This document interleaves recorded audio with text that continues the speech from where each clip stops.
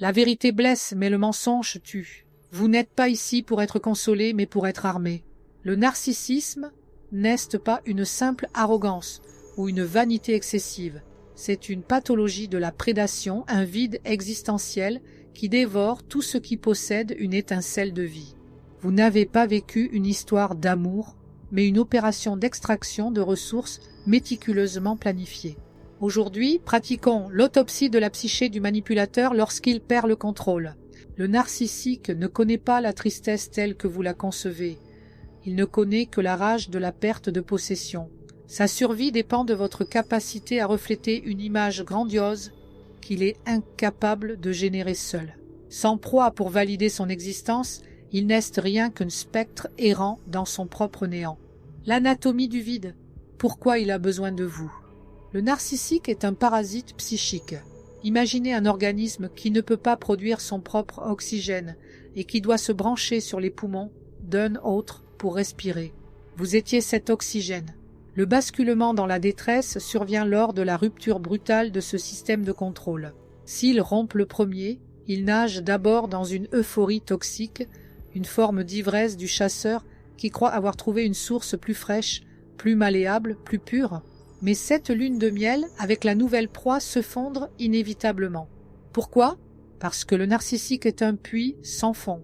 Il finit par réaliser que la nouvelle victime est, elle aussi, un être humain avec des limites, des besoins et des défauts, et non le miroir parfait, poli et sans teint qu'il exige pour stabiliser son ego vacillant. C'est là que la panique commence, une terreur archaïque qui remonte à ses blessures originelles. Pour lui, vous n'êtes pas un sujet doté de sentiments, mais un objet utilitaire, au même titre qu'une voiture ou un smartphone. La perte d'une source d'approvisionnement narcissique de haute qualité déclenche une panique viscérale, comparable à celle d'un astronaute dont le tuyau d'oxygène est soudainement sectionné dans le vide spatial. Il s'agite, il convulse, il cherche désespérément à se reconnecter. Non pas par amour, non pas par regret de votre personne, mais pour sa simple survie psychique. Incapable de s'autoréguler, son estime de soi est une construction externe. Sans quelqu'un à dominer, sans quelqu'un pour admirer ses mensonges ou pour absorber sa haine de soi projetée, il fait face à son propre néant, un abîme terrifiant qu'il a passé sa vie à fuir. Ce vide n'est pas une métaphore poétique, c'est une réalité neurologique et psychologique. Le narcissique souffre d'une hémorragie de l'ego. Sans votre regard pour panser ses plaies imaginaires, il se vide de sa substance. C'est pour cela qu'il peut passer de la haine la plus féroce à une supplication larmoyante en l'espace de quelques secondes. Ce n'est pas de la versatilité, c'est de l'instabilité structurelle. Il essaie tous les boutons de la console de commande pour voir lequel rallumera la machine. Si la colère ne marche pas, il essaiera la pitié. Si la pitié échoue, il tentera la séduction. Si tout échoue, il simulera sa propre mort, sociale ou physique, pour forcer une réaction. La hiérarchie des sources. Le regret de l'esclave parfait, vous étiez une source de haute qualité. Vous étiez empathique, résiliente, prévisible et investie. Vous avez fourni des années de carburant sous forme d'attention, de soins, de pardon et de ressources matérielles ou émotionnelles. La nouvelle proie, souvent choisie dans l'urgence pour combler le vide, pose des questions. Elle a encore des frontières. Elle n'a pas encore été brisée par des années de gaslighting. Pour le narcissique qui est fondamentalement paresseux et cherche l'efficacité maximale dans l'exploitation, c'est épuisant. Il regrette la facilité avec laquelle il vous gérait, il regrette le confort de votre soumission. Il compare constamment ses sources d'approvisionnement. Dans son esprit, il existe une sorte de tableau de bord où il évalue le rendement de chaque victime. Source A, vous. Rendement élevé, loyauté absolue, tolérance au mépris maximal. Source B, la nouvelle. Rendement instable, exige de l'attention en retour, risque de fuite élevé. Sa détresse apparente est souvent le résultat d'un calcul comptable. Il a perdu un actif précieux et le remplaçant est trop coûteux en énergie. C'est à ce moment précis qu'il commence à réidéaliser le passé avec vous. Non pas parce qu'il vous aime, mais parce qu'il a oublié les inconvénients de votre présence pour ne se souvenir que de la qualité du service que vous rendiez. C'est ici que le hoovering, l'aspiration, s'enclenche. Une tentative désespérée de récupération d'actifs. Un narcissique qui revient vers vous après vous avoir jeté comme un déchet ne revient pas par remords. Le remords nécessite une conscience et la sienne est atrophiée. Il revient parce qu'il a faim. Il utilisera la pitié, la nostalgie ou même une fausse vulnérabilité. Un message nocturne disant « J'ai vu ce film et j'ai pensé à toi » n'est pas de la romance. C'est un test de pénétration. C'est une sonde envoyée pour vérifier si la porte est restée entrouverte, si le lien traumatique est encore actif. Ce qu'il ne supporte pas, c'est l'indifférence. L'indifférence est pour lui une mort clinique, car elle signifie qu'il n'a plus aucun pouvoir de nuisance ou de séduction sur vous. La mise en scène de la détresse, le masque du martyr. Quand le hoovering subtil échoue, quand il réalise que ses tactiques habituelles ne fonctionnent plus, il passe à la détresse spectaculaire. C'est le théâtre de la dernière chance. Il peut simuler une maladie grave, une dépression foudroyante ou même des tendances suicidaires. C'est le principe du boomerang émotionnel. Lancer une émotion violente et inquiétante pour qu'elle revienne vers lui sous forme de soin, de contact ou de culpabilité de votre part. Il utilisera des singes volants, ses amis communs, membres de la famille ou collègues qu'il a manipulés pour qu'il croie à sa version des faits. Ces intermédiaires viendront vous dire « Il va vraiment mal, tu devrais l'appeler, il a compris ses erreurs. » Ne tombez pas dans le panneau. S'il était vraiment en danger ou en quête sincère de guérison, il appellerait des professionnels de santé mentale, pas son ex-proie, qu'il a méthodiquement détruite. Le narcissique est un metteur en scène hors pair. Il sait exactement quel éclairage choisir pour paraître le plus brisé possible.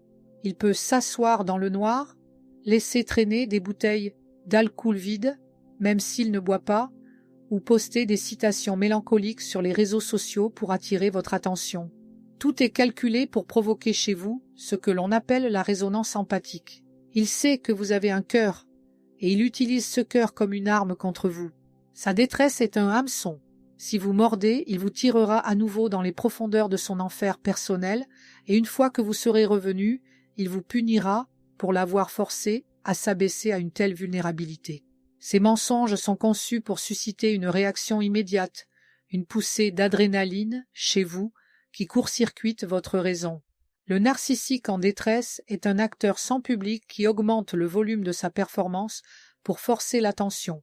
Il peut s'inventer une vie de débauche pour vous rendre jalouse, ou à l'inverse, une vie de repentir monacal, affirmant qu'il est enfin en thérapie et qu'il a eu une révélation.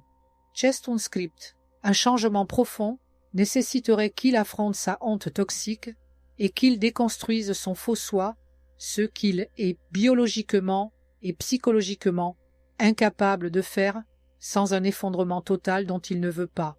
Son cerveau est câblé pour protéger son illusion de supériorité à tout prix, même au prix de votre santé mentale. L'inversion des rôles et la projection de la honte. Un narcissique en détresse est un narcissique qui projette. S'il se sent vide, il vous dira que c'est vous qui êtes vide. S'il se sent coupable, très rarement, mais il ressent la peur des conséquences. Il vous accusera d'être la source de tous ces maux. C'est le mécanisme de la projection projective. Il expulse ses émotions intolérables et tente de les implanter en vous. Lorsqu'il crie « Tu m'as détruit », il est en train de dire « Je me détruis et je ne peux pas le supporter. Alors je vais prétendre que c'est ta faute pour que tu portes ma douleur à ma place. » Cette détresse est aussi une forme de chantage affectif. En se présentant comme la victime, il vous prive de votre droit légitime à la colère. Comment pourriez-vous en vouloir à quelqu'un qui semble si mal en point? C'est là que réside le génie maléfique du manipulateur. Il transforme sa propre pathologie en un bouclier qui le rend inattaquable. Si vous essayez de lui mettre le nez dans ses responsabilités, il se fondre. Ce n'est pas un effondrement de tristesse, c'est un effondrement de diversion. C'est l'équivalent psychologique de la pieuvre qui lâche son ancre pour s'enfuir. La logique de la terre brûlée. Si je ne peux pas t'avoir, je te détruis. S'il ne peut plus vous posséder, s'il comprend que vous avez définitivement brisé ses chaînes, il passera à la phase de destruction finale. C'est la logique de la terre brûlée. Il lance une campagne de dénigrement, smear campaign, d'une violence inouïe. Il inverse les rôles avec une habileté diabolique. Il devient la victime et vous devenez le bourreau, la folle, l'instable, l'infidèle. En vous détruisant socialement et émotionnellement, il tente d'effacer le témoin gênant de sa propre déchéance. Vous êtes celle qui connaît la vérité derrière le masque, et pour lui, cette vérité est une menace existentielle. Sa détresse se manifeste alors par une activité frénétique. Il peut harceler vos proches, poster des messages cryptiques sur les réseaux sociaux, ou s'afficher de manière obscène avec une nouvelle conquête pour prouver un bonheur factice. Mais regardez bien ses yeux sur ces photos. Le vide est toujours là. Il vous surveille obsessionnellement, non par amour, mais pour s'assurer que vous souffrez. Votre souffrance est sa seule consolation. Elle lui prouve qu'il a encore un impact sur le monde, qu'il existe encore à travers votre douleur. Il peut aller jusqu'à saboter votre travail, vos amitiés ou vos relations familiales. Il n'a aucune limite car il n'a aucun sens moral. Pour lui, tout est permis pour restaurer son ego bafoué. Sa détresse se transforme en une mission sacrée de destruction. Il se voit comme un vengeur justicier, alors qu'il n'est qu'un enfant colérique dans le corps d'un adulte prédateur. Chaque rumeur qu'il lance, chaque mensonge qu'il sème, est une tentative de vous isoler pour que, dans votre détresse, vous n'ayez d'autre choix que de revenir vers lui. C'est le paradoxe du bourreau qui veut être le seul à pouvoir soigner les blessures qu'il a lui-même infligées. Le château de cartes est le néant intérieur. Sa vie est un château de cartes construit sur des sables mouvants. Sa détresse est réelle, mais c'est la détresse d'un système informatique qui sature et qui bugue. Il n'a pas de valeur, pas de colonne vertébrale morale, seulement des besoins instinctifs. Plus il se sent faible, plus il sera cruel. Sa détresse est un outil de négociation, une monnaie d'échange pour acheter votre retour dans l'enclos. Une fois que vous avez cédé, une fois que vous êtes revenu pour le sauver, le masque retombe instantanément. Il redevient le tyran froid, méprisant et distant. C'est une boucle toxique où sa tristesse n'est qu'une forme sophistiquée de domination. Au paroxysme de son effondrement, il peut sombrer dans une paranoïa aiguë. Il se voit comme le martyr universel trahi par le monde entier. Il est alors capable de coups bas imprévisibles, n'ayant plus rien à perdre, puisque son image publique, son seul trésor, est menacée. Ne tentez jamais de le sauver de lui-même. Vous seriez aspiré dans son tourbillon de destruction. Rappelez-vous, vous n'étiez pour lui qu'une fonction, soutien logistique, gratification sexuelle, faire valoir social, stabilité financière. Quand la fonction cesse de répondre, il panique comme un actionnaire face à une chute boursière brutale. Votre empathie est une ressource précieuse, la plus belle chose que vous possédez. Ne la gaspillez pas pour remplir un trou noir qui ne sera jamais comblé. Le narcissique ne vieillit pas bien. Avec le temps, ses tactiques s'émoussent, son charme se fane et ses sources d'approvisionnement se raréfient. Sa détresse en fin de parcours est une agonie lente. Il finit souvent seul, entouré de souvenirs déformés et de ressentiments amers, incapable de comprendre pourquoi personne n'est resté pour admirer ses cendres. C'est le destin inévitable de celui qui a passé sa vie à consommer les autres, sans jamais rien offrir en retour que des reflets trompeurs. Le piège du cerveau empathique, l'illusion de la réciprocité. Votre cerveau, parce qu'il est sain et capable d'empathie, projette vos propres sentiments sur lui. Vous vous dites « Il doit souffrir autant que moi, il doit regretter nos moments de complicité ». C'est une erreur fatale de jugement. Le narcissique ne connaît que l'ennui mortel, un vide intérieur qu'il comble par le chaos, le conflit ou la conquête. Il ne vous manque pas, c'est le service que vous lui rendiez qui lui manque. Le silence absolu est la seule stratégie viable. Le zéro contact n'est pas une punition que vous lui infligez. Le narcissique n'apprend rien des punitions. C'est une mesure de protection vitale pour vous. L'empathie sans discernement est une autodestruction. Le narcissique le sait et il l'utilise comme une poignée pour vous manipuler. Il sait que vous ne pouvez pas supporter de voir quelqu'un souffrir, alors il souffre bruyamment. Mais posez-vous cette question. Où était sa souffrance quand il vous humiliait? Où était son empathie quand il vous mentait les yeux dans les yeux? Sa détresse actuelle est un prix à payer pour sa gestion désastreuse de la réalité. Ce n'est pas votre dette, c'est la sienne. Devenez une pierre grise, grey rock. sans relief, sans réaction, sans émotion, ennuyeuse au possible. Si vous devez interagir, pour des raisons légales ou parentales, soyez aussi intéressante qu'un caillou au bord d'un chemin. Sans réaction émotionnelle à se mettre sous la dent, il finira par se lasser. Le prédateur ne chasse pas les proies en plastique. Il ira chercher une autre source de stimulation, une autre âme à vampiriser. C'est triste pour la prochaine victime, mais vous ne pouvez pas sauver le monde si vous êtes vous-même en train de noyer. La révélation du vrai visage. Le monstre derrière le rideau. La détresse du manipulateur est le moment où le vernis craque. C'est là que vous voyez enfin ce qui se cache derrière. Une haine de soi immense, un mépris pour l'humanité et un vide sidéral. Gardez cette image en tête quand vous aurez des moments de faiblesse. Sa vie est sa propre vengeance. Il est condamné à vivre dans une cage de verre, observant les émotions humaines sans jamais pouvoir les ressentir vraiment. Condamné à répéter le même cycle de destruction jusqu'à la fin. Lorsque le narcissique est acculé, il peut montrer un visage d'une laideur absolue. La rage narcissique est une tempête de haine pure qui vise à oblitérer l'autre. Si vous avez vu ce regard, ces yeux noirs, vides, sans aucune trace d'humanité, vous savez de quoi je parle. Ce n'est pas de la colère humaine, c'est une décharge de venin. C'est ce visage-là qui est le sien, pas celui du séducteur du début. La détresse est juste une autre nuance de cette même pathologie. Concentrez-vous sur votre propre reconstruction. Votre cerveau a été conditionné, comme celui d'un animal de laboratoire, à l'hypervigilance. Vous avez appris à lire les micro-expressions de son visage pour anticiper la prochaine crise. Ce conditionnement prend du temps à s'effacer. Chaque jour sans contact, chaque jour sans regarder ses réseaux sociaux, chaque jour où vous ne parlez pas de lui est une victoire éclatante. Vous n'êtes pas son sauveur. On ne guérit pas quelqu'un qui refuse de se savoir malade et qui trouve un plaisir malin dans sa pathologie. Le parasite est l'auto. Inversez la perspective. Le narcissique a besoin de vous, mais vous n'avez absolument pas besoin de lui. C'est lui le parasite, vous étiez l'hôte. Vous possédez une âme, une profondeur et une authenticité qu'il a désespérément voulu voler, mais ces choses ne s'emportent pas. Elles sont en vous, intactes, bien que temporairement étouffées par le trauma. Soyez impitoyable avec vos propres illusions. L'argument « il a eu une enfance difficile » est hors sujet.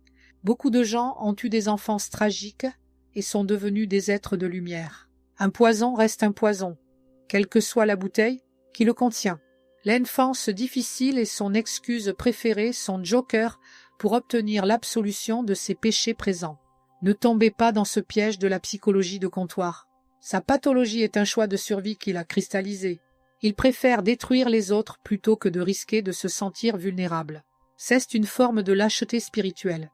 Vous, au contraire, avez eu le courage d'aimer, de vous ouvrir et de souffrir. C'est vous qui êtes l'être supérieur dans cette équation, non par arrogance, mais par capacité humaine. Dirigez toute cette immense empathie que vous avez vers vous-même. La fin de l'emprise est un deuil particulièrement difficile car il porte sur une chimère, sur un personnage de fiction qu'il a créé pour vous, séduire. Vous ne pleurez pas l'homme ou la femme qu'il est, mais l'illusion qu'il a projetée. C'est le prix de la liberté. Acceptez que l'être que vous avez aimé n'a jamais existé.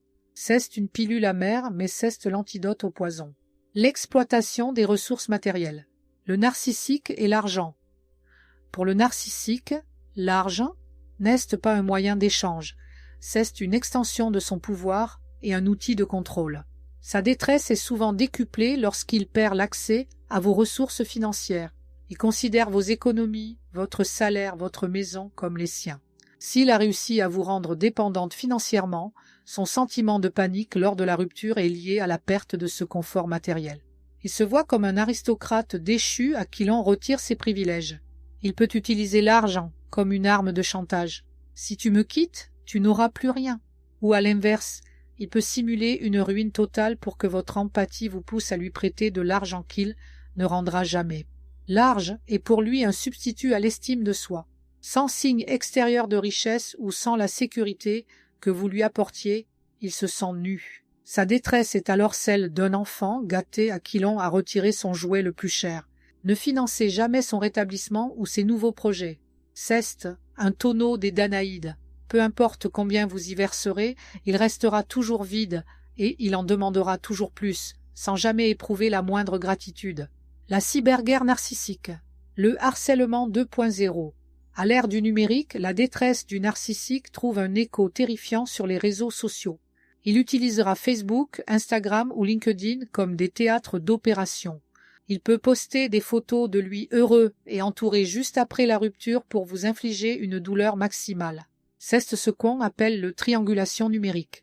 Il veut que vous voyiez qu'il vous a remplacé, que vous n'étiez rien. Mais cette mise en scène est épuisante pour lui. Elle trahit son obsession à votre égard. Quelqu'un de vraiment heureux ne passe pas sa journée à essayer de prouver son bonheur à son ex. S'il est en phase de détresse victimaire, il postera des messages cryptiques sur la trahison, la douleur ou la résilience. Il cherche des likes qui sont autant de microdoses d'approvisionnement narcissique de la part d'inconnus ou d'amis mal informés. Bloquez-le partout. Ne soyez pas le spectateur de son délire numérique. Chaque fois que vous regardez son profil, vous lui donnez du pouvoir sur votre psyché.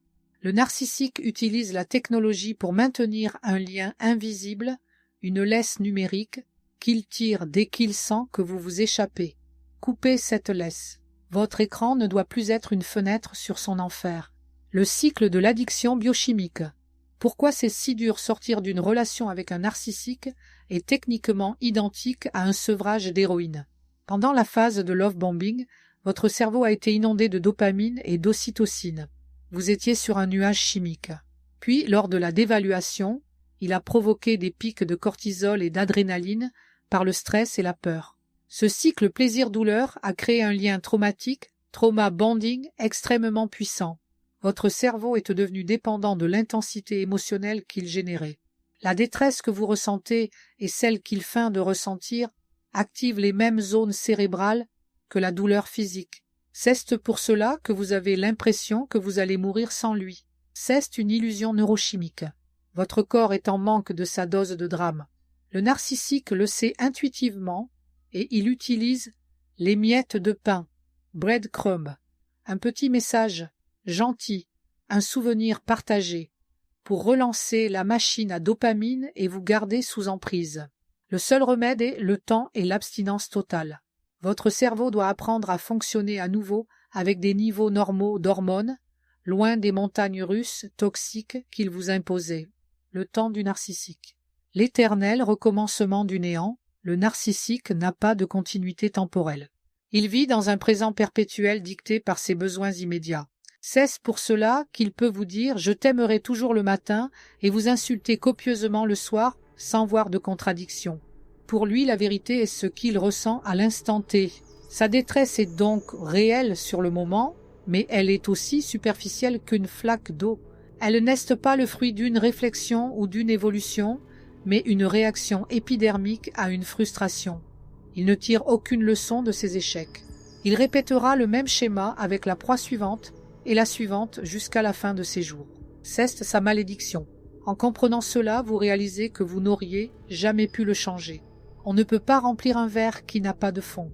Sa vie est une suite de recommencements pathétiques, une quête sans fin pour un miroir qui ne ternira jamais. En vous éloignant, vous sortez de cette boucle temporelle infernale pour retrouver le cours normal de votre vie, une vie où les actions ont des conséquences et où les sentiments se construisent sur la durée. Les 4 lois fondamentales de survie détaillées. Premièrement, la loi du silence absolu. Toute communication, même une insulte ou une justification, est une défaite. Pour lui, la haine est une forme d'attention et l'attention est son carburant. Votre silence est un acide qui ronge son ego. En ne répondant pas, vous lui signifiez qu'il a perdu son statut de divinité dans votre univers pour devenir un simple étranger insignifiant. Le silence était votre seule défense contre le gaslighting, détournement cognitif. S'il n'y a pas d'échange, il ne peut pas tordre vos paroles. Chaque mot que vous prononcez est une munition que vous lui donnez pour vous tirer dessus plus tard. Deuxièmement, la loi de la pierre grise. Si le contact est inévitable, tribunaux, enfants, devenez un automate. Répondez par oui, non, je ne sais pas. Ne partagez aucun détail de votre vie, aucune émotion, aucune réussite. S'il tente de vous provoquer, restez neutre. S'il tente de vous séduire, restez neutre. Soyez le vide total. Il doit sentir qu'il n'y a plus rien à extraire de vous.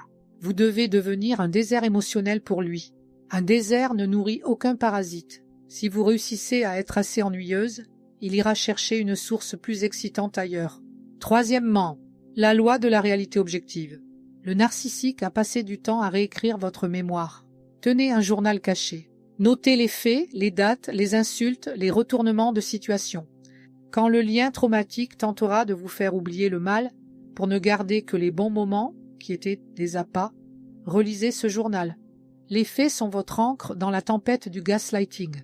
Ne faites pas confiance à vos émotions nostalgiques, faites confiance à vos notes. Relisez-les quand vous avez envie de l'appeler. Rappelez-vous la fois où il vous a laissé pleurer seul par terre pendant qu'il regardait la télévision. C'est cela sa réalité. Quatrièmement, la loi de la souveraineté personnelle.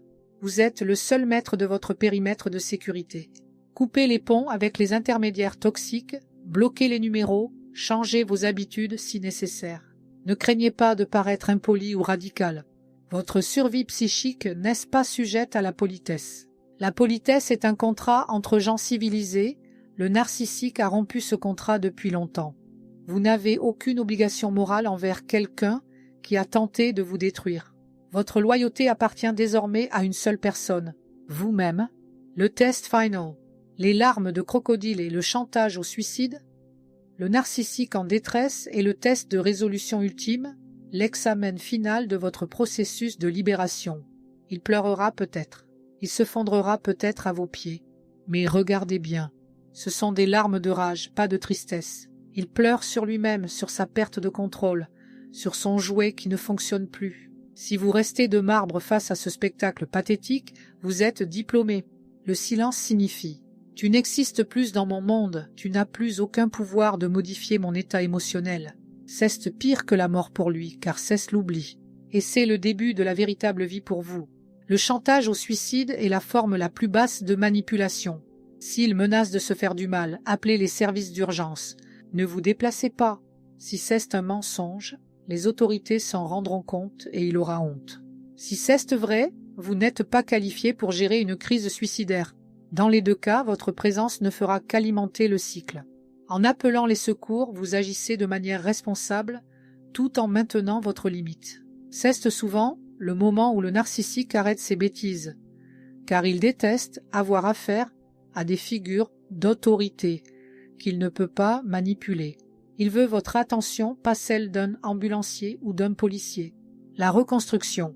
De la victime au phénix, votre réussite est sa pire défaite. Chaque fois que vous riez sincèrement, chaque fois que vous créez quelque chose, chaque fois que vous formez une relation saine basée sur la réciprocité, vous portez un coup fatal à son influence passée.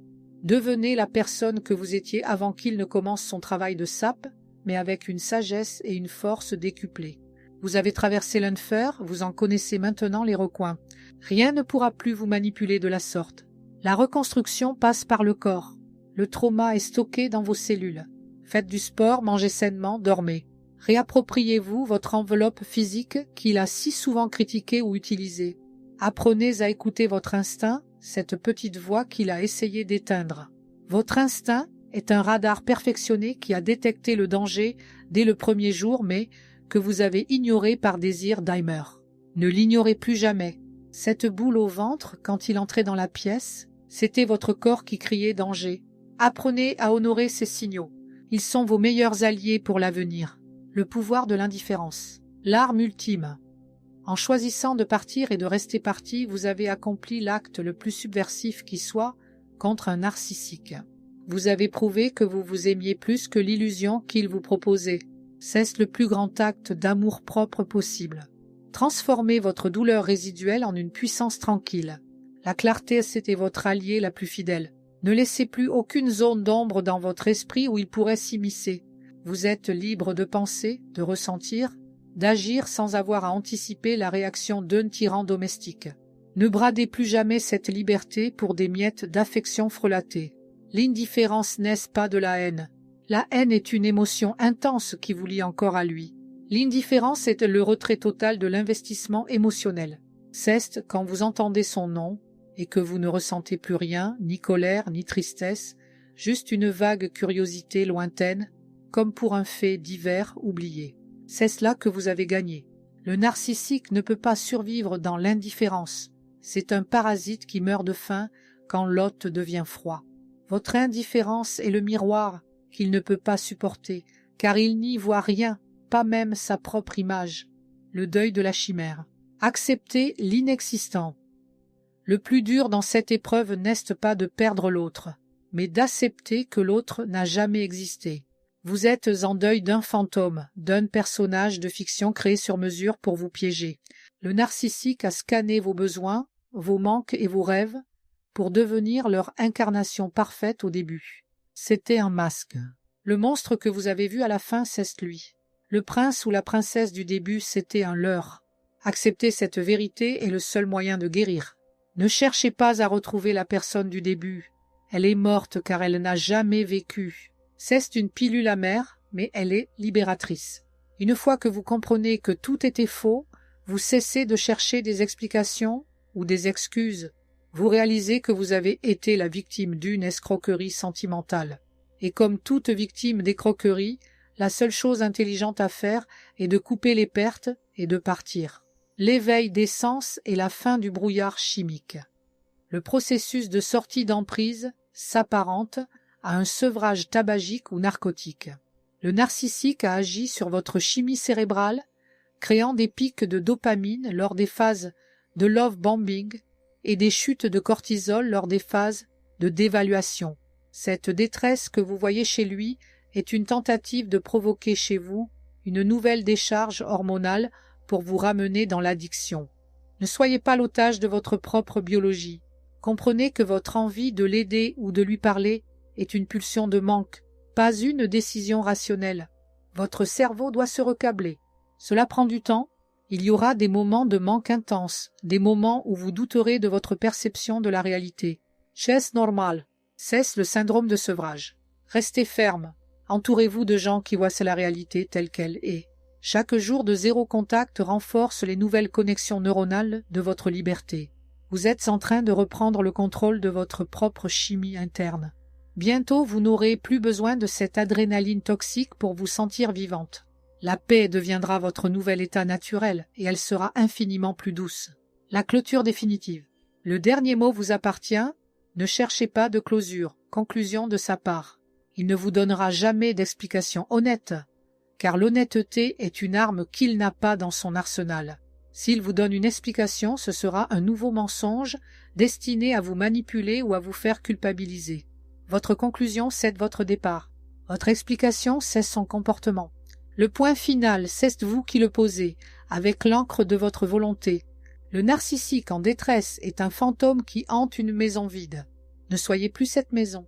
Soyez le vent qui emporte les cendres d'un passé révolu. La véritable closure vient de l'intérieur. C'est le moment où vous réalisez que vous n'avez plus besoin qu'il comprenne le mal qu'il a fait. Vous savez ce qu'il a fait et cela suffit. Sa validation ne vaut rien, car sa parole n'a aucune valeur. En cessant d'attendre des excuses, vous récupérez votre pouvoir. Vous n'êtes plus en attente de son verdict. Vous êtes votre propre juge et votre propre libérateur.